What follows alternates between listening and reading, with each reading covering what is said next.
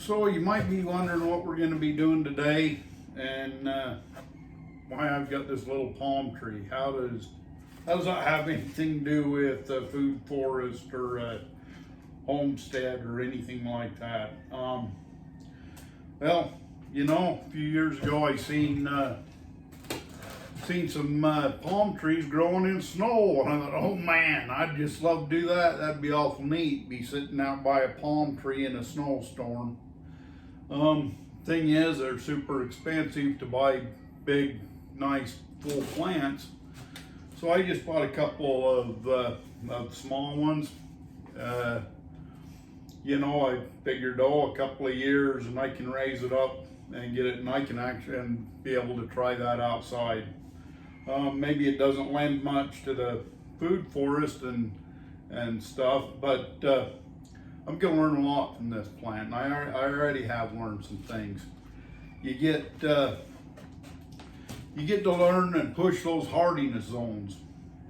You know, you're reading about a plant or studying about a plant or something. You're like, wow, I wish I could grow that in my climate. And to some extent, you don't know unless you try. So, you know, there's no harm in trying. He just needed to break in for a minute and give a little more information about the palm tree that we potted up. And I was talking about snow and potentially eventually growing this outside.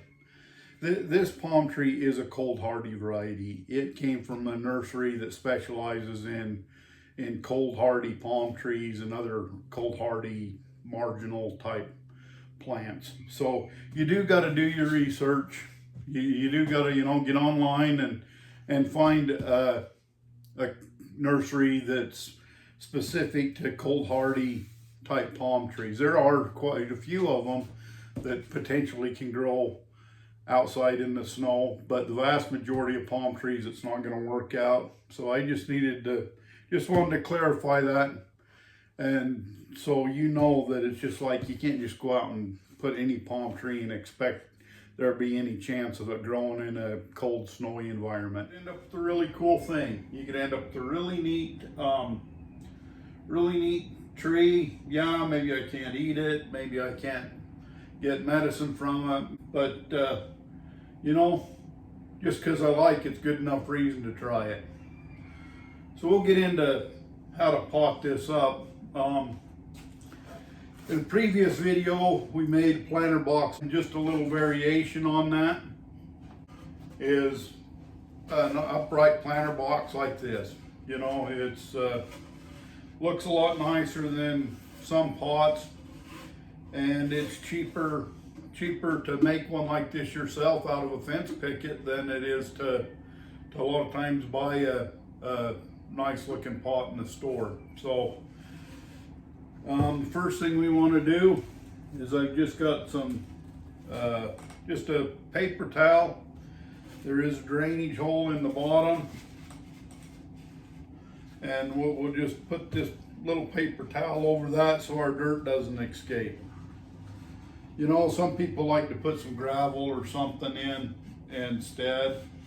And that's fine if you've had good luck with that. I sometimes find I start getting a bunch of dirt coming out the bottom.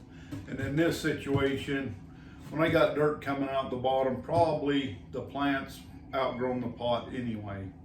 So we mixed up some dirt. This was just regular potting soil.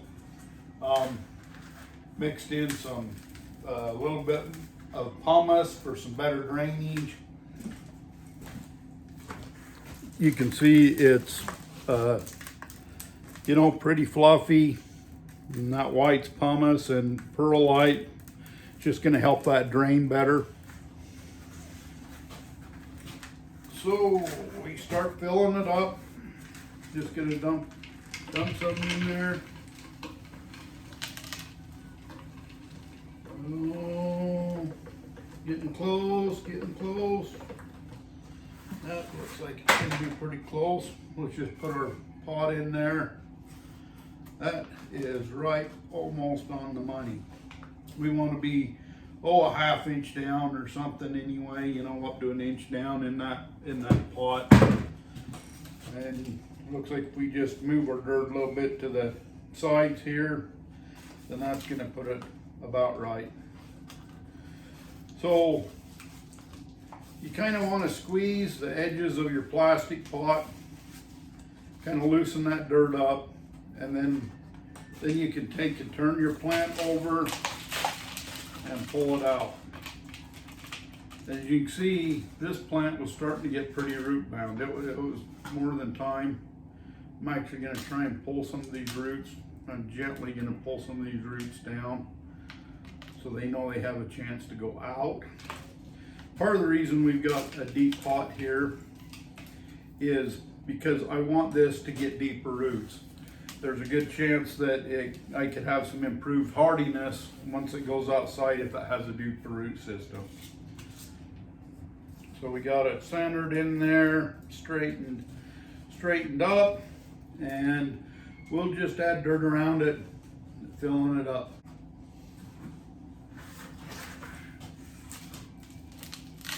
Want to get around all the edges good. Oh, this plant's going to be a lot happier. Oh, a lot happier. And it actually grew better and faster than I thought it was going to do. And it seems to have handled the indoor environment okay. And you know, so I am not fearful of keeping it in as a nice little house plant for a couple years. I'm just kind of pressing it down a little bit as I go, trying to get it all around it. You know, this isn't super important or I should say super hard to get this just perfect. Oh, that little baby's gonna be a lot happier. Yep.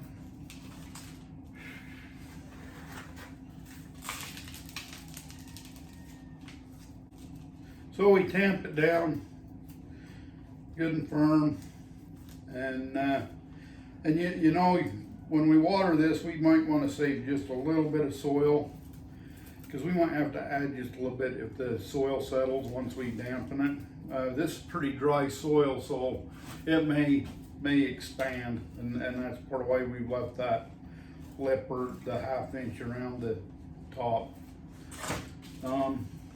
You know, I have the plant tag. I'm going to keep that with it just so I know which variety it is. You know, a neat thing about this is I can take this outside in the summer and play around with it a little bit and learn more. I can set it in a place that I'm considering permanently planting it and just see how it acts. If bugs are bothering it, then, you know, maybe a different situation, maybe some sort of a companion planting that'll repel those insects.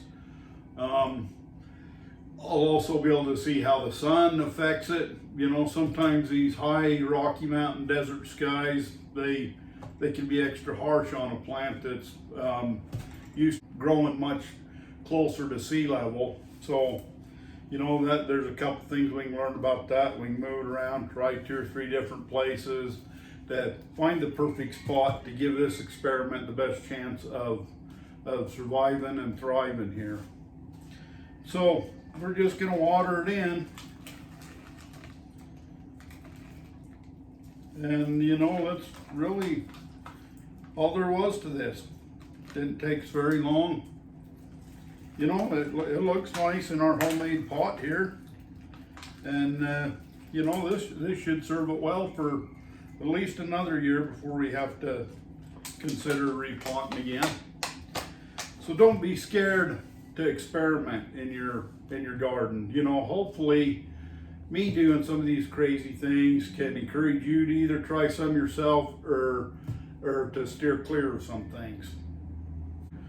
You know, so thank you for watching my video here. I hope that you found it informative and maybe even entertaining, and we can just keep learning together. You know, it'd do me a favor if you'd leave some comments down in the bottom, and then I have ideas of what's interesting to you and some things you'd like to see, some experiments maybe you'd like to see us try out. And you know, just happy planting. Just nothing like getting your hands dirty, even if it's in the middle of the winter and you can't get outside. There's things we can be doing to, you know, to fill us up with some of that greenery happiness. People with a good eye for decoration can see how with our homemade pots, couple different combinations of it, you could do some really nice things with it and make things look really good.